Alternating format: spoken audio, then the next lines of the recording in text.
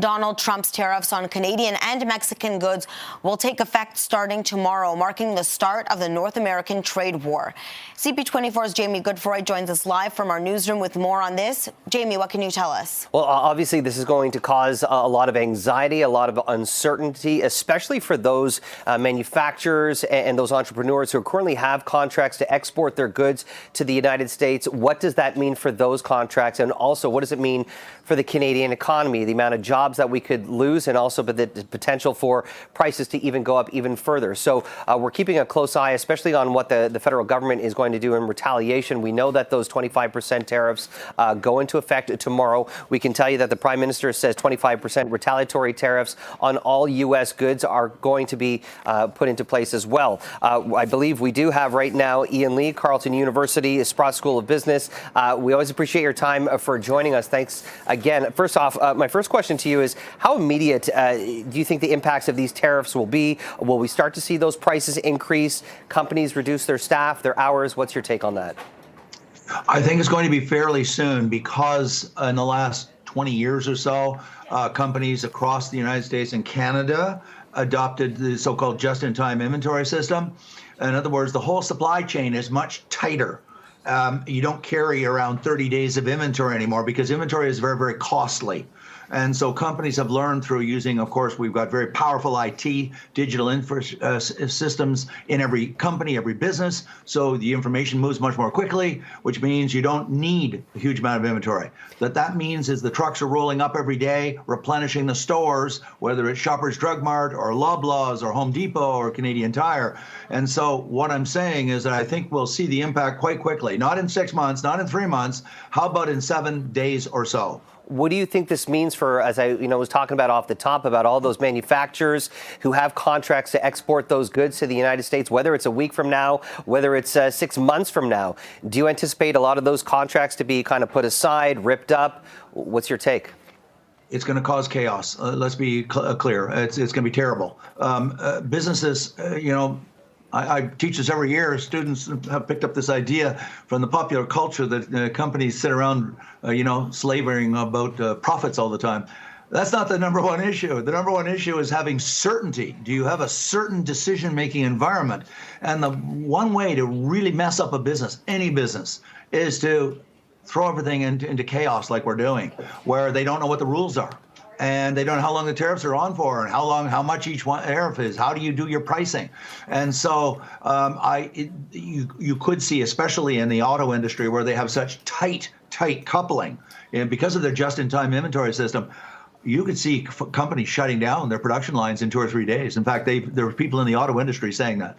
Yeah, we actually heard about that earlier today on our show with Flavio Volpe. I'm curious, just like the pandemic, Ian, many businesses had to pivot, adjust their business model. How important it is right now for business owners to be proactive, to make those contingency plans, maybe even start looking at local partners.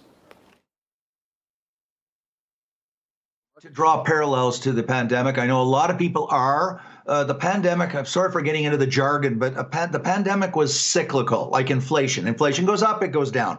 You send the people home from the pandemic, and the pandemic's over, you send them back to work. It's a cyclical phenomenon. What we're dealing with here is not cyclical.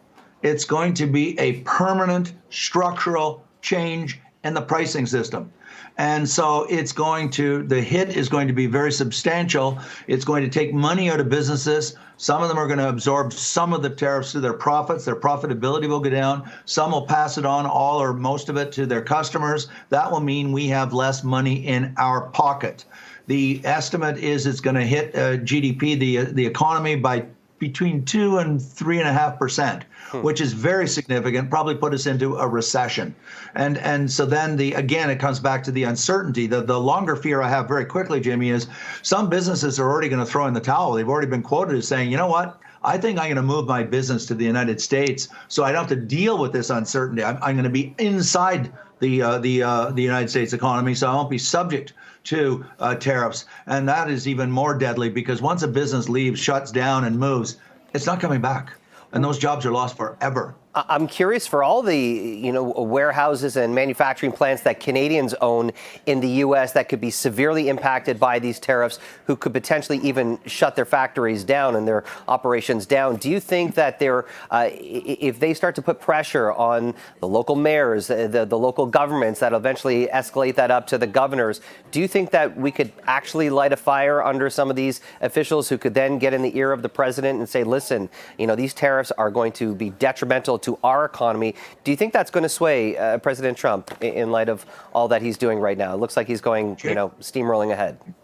Jamie, you've asked, believe me, an excellent question, just excellent. And the question is, we don't yet know. Do I believe the border states, for example, are going to be screaming, the local mayors and the local councilors and the local congressmen and women and the senators and the governors? Yes.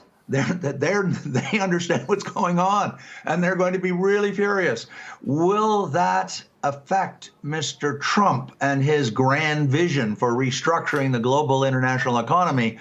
Yet to be seen. The one other thing I want to point out, because there is this idea emerging, I've seen in all the conversations in Canada, that this is going to hurt. I've heard Liberal cabinet ministers say it's going to hurt them as much as us.